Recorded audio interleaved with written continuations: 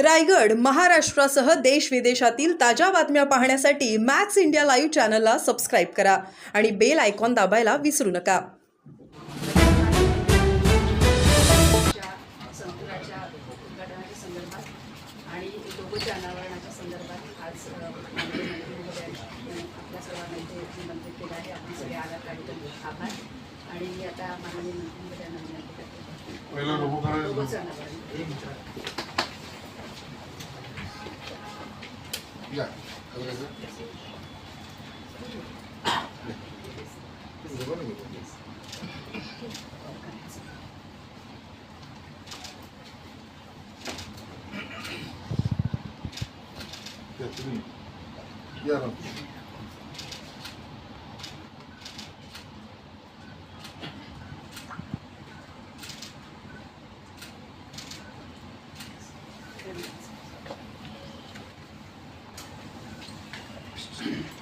सगळ्यांचं स्वागत आहे. आपल्या सगळ्यांना माहिती आहे मुंबईमध्ये आपली असलेली नाट्यगृह ही आपली संपदा आहे आणि मुंबईतील मध्यवर्ती भागी असलेलं नाट्यगृह रवींद्र नाट्य मंदिर आणि पु ल देशपांडे कला अकादमी ही गेले काही महिने दुरुस्तीचं अतिशय आणि सुशोभीकरण, केवळ दुरुस्ती नाही आहे, ती वास्तू नव्याने जी होते हे मुंबईचं वैभव दिसावं अशी सुंदर वास्तू आणि असं सुंदर नाट्यगृह याचं उद्घाटन आनंद होतं सांगायला की 28 तारखेला त्या ठिकाणी माननीय मुख्यमंत्री देवेंद्रजी, माननीय उपमुख्यमंत्री एकनाथ शिंदेजी, माननीय उपमुख्यमंत्री अजितदादा पवार, स्वाभाविक आमच्या खात्यातर्फे आणि माननीय मंत्री शिवेंद्रराजे भोसले, माननीय मंत्री मंगलप्रभात लोढाजी आणि प्रोटोकॉल प्रमाणे जे काही अपेक्षित आहेत त्या सगळ्यांच्या उपस्थितीत हा कार्यक्रम 28 तारखेला होतोय. नाट्य, कला, संगीत क्षेत्रातील रसिक आणि कलाकार, नाटककार आणि जनसामान्य मुंबईकर दोघेही वाट पाहत होते की रवींद्र नाट्य कधी उघडेल, पु ल देशपांडे अकादमी कधी उघडेल. अतिशय नव्या अशी सुशोभित अशा पद्धतीने या कार्यक्रमाचं उद्घाटन 28 तारखेला होणार आहे. आणि या पु ल देशपांडे कला अकादमीमध्ये त्या संकुलात रवींद्र नाट्य मंदिर, चांगल्या खुर्च्यांपासून उत्तम ध्वनी व्यवस्था, नाट्यसृष्टीला आवश्यक असलेल्या संपूर्ण स्टेजवरच्या व्यवस्थेपासून त्या ठिकाणी सिनेमा दाखवण्याची सोय पहिल्यांदा आपण करतोय. मुंबईमध्ये नाट्यगृह आणि सिनेमा एकाच ठिकाणी, त्याची साऊंड सिस्टीम पण वेगळी, डॉल्बी, अशा पद्धतीचं रवींद्र नाट्य मंदिर, 2 लघु नाट्यगृह जी वर आहे ती सुद्धा अद्यावत सुशोभित, टेक्नॉलॉजिकली अपग्रेडेड, आणि तिथेही सिनेमा आणि संगीत, कला, नाटक वगैरे ही सगळे कार्यक्रम करता येऊ शकतात. अशी 2 लघु नाट्यगृह, आपली त्या ठिकाणी 5 प्रदर्शन दालने आहेत. म्हणजे मुंबईत या सेंट्रल भागामध्ये आर्ट, कल्चर याचा डिस्प्ले किंवा त्या कलाकारांना त्या जागा उपलब्ध करून देणाऱ्या सुबक व्यवस्था, या 5 प्रदर्शन दालनं. आणि बरोबरीने जेव्हा आपण नाट्यगृह बनवतो, संगीत कला अकादमी बनवतो, त्यावेळेला त्याला तालीमची दालनं पण लागतात.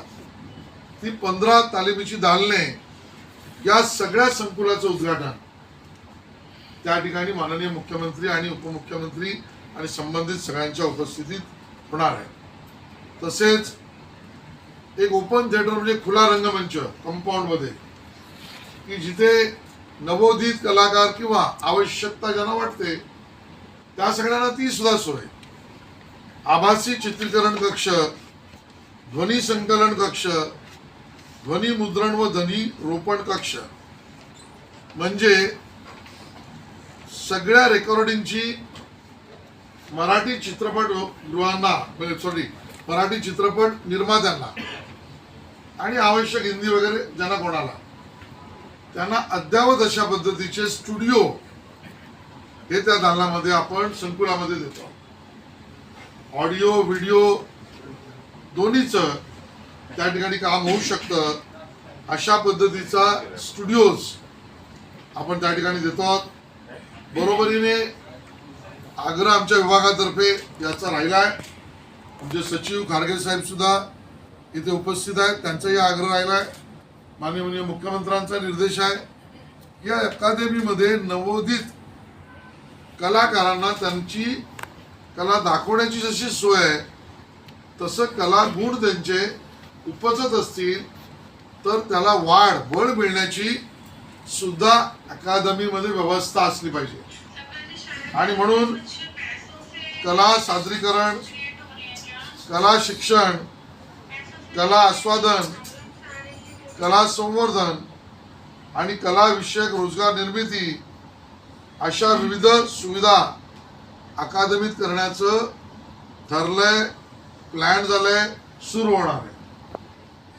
आणि यामध्ये 20 वेगवेगळ्या प्रमाणपत्र व पदविका अभ्यासक्रम, म्हणजे आपल्याला ही संधी आपल्या नवोदित कलाकारांना द्यायची आहे की ज्यांना यात सर्टिफाईड कोर्स सुद्धा त्या ठिकाणी आपण चालू करतो. मला वाटतं मुंबईतलं अति असं भव्य आणि सुशोभित असलेलं हे नाट्यगृह आणि अकादमी आता मुंबईकरांसाठी आपण खुली करतोय. 28 तारखेपासून आपल्या माध्यमातून मुंबईकरांना त्याचं मी जाहीर आमंत्रण देतोय. आपल्या सगळ्यांनाही आमंत्रण देतोय की आपण सगळ्यांनी या कार्यक्रमाला जरूर यावं.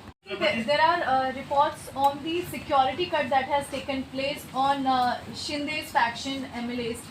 How do you react to this? However, we have seen that there is a cut in BJP as well and there is a cut in NCP as well. But the greater number are being seen from the Shinde faction MLAs.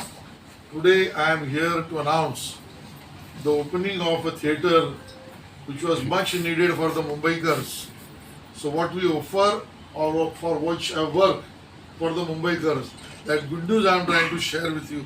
So I hope I don't want to divert from my core issue.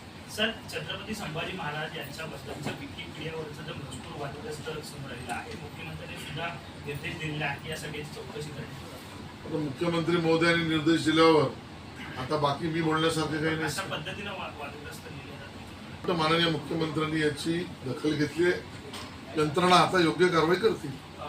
Supriya Sule या बीडमध्ये आज गेल्या होत्या आणि देशमुख कुटुंबियांची भेट घेतली. त्यांनी असं म्हटलं की अमित शहानी मला शब्द दिलेला आहे की या संपूर्ण प्रकरणामध्ये न्याय जो आहे तो दिला जाईल कुटुंबियांना.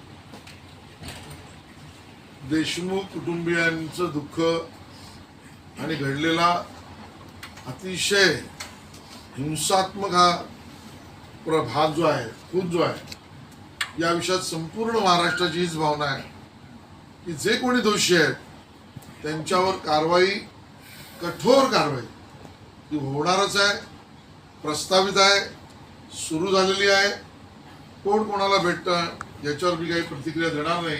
राज्य सरकार म्हणून आम्ही कायदा सुव्यवस्थेत माननीय मुख्यमंत्र्यांनी दिलेल्या निर्देशानुसार सरकार काम करेल आणि यंत्रणा काम करेल. अनेक आमदार असतील, पदाधिकारी आहेत, यांची सुरक्षा कमी केलेली आहे. कसं बघता? आज मी रवींद्र नाट्यगृह आणि पु ल देशपांडे अकादमी ही आता मुंबईकरांसाठी खुली होणार ही आनंदाची बातमी कळवत असताना मला दुसऱ्या कुठल्या विषयाकडे आज तरी वळावं असं वाटत नाही. मंत्रालयामध्ये कुठेतरी श्रेयाचं राजकारण सुरू आहे आणि वेड्यांची जत्रा भरली असा आरोप जो आहे तो संजय राऊत. ज्यांना आता इस्पितळात नाव घालण्याची वेळ झाली आहे आणि ते वड्यांच्या इस्पितळात ते वेड्यासारखं बडबड करतात, त्यात अग्रणी नाव संजय राऊत यांचं आहे. नहीं संजय राउत कह रहे कि बीजेपी खासतौर पर शिवसेना में वो अपने दल का तो सोचे, अपने दल में उनके एमएलएस, उनके लीडर्स उनको छोड़ के जा रहे हैं. अलायंस में संजय राउत अपने अलायंस पार्टनर को छोड़ के जा रहे हैं. केजरीवाल इंडिया अलायंस को तोड़कर बाहर निकले, वो अपने अलायंस का देखे, दूसरे का कहाँ देख रहे हैं। उनके यहाँ तो गैंग किलिंग शुरू है। कांग्रेस भी ऐसे कह रही है कि बीजेपी यही करती है, हमने शिंदे जी को पहले भी कहा था, अब शिंदे जी को क्या? बीजेपी निकल जाएगी और फिर उसके बाद अजित पवार को भी खत्म कर देगी। ये ख्याली पुलाव है कांग्रेस का। हम साथ में हैं, साथ में रहेंगे, साथ में सरकार चलाएंगे। अनेक संघटना छावा चित्रपटाचा टॅक्स फ्री करण्याची मागणी करतात. त्या विषयात मी स्वतः माननीय मुख्यमंत्र्यांशी बोललोय आणि अनेक संघटनांच्या मागणीचं स्वाभाविक स्वागत आहे, पण त्या सगळ्यांच्या आधीच तुमचा प्रतिनिधी म्हणून मी सांस्कृतिक कार्यमंत्री यांनी माननीय मुख्यमंत्र्यांकडे हा विषय ऑलरेडी मांडलेला आहे, त्यामुळे या विषयात योग्य निर्णय होईल.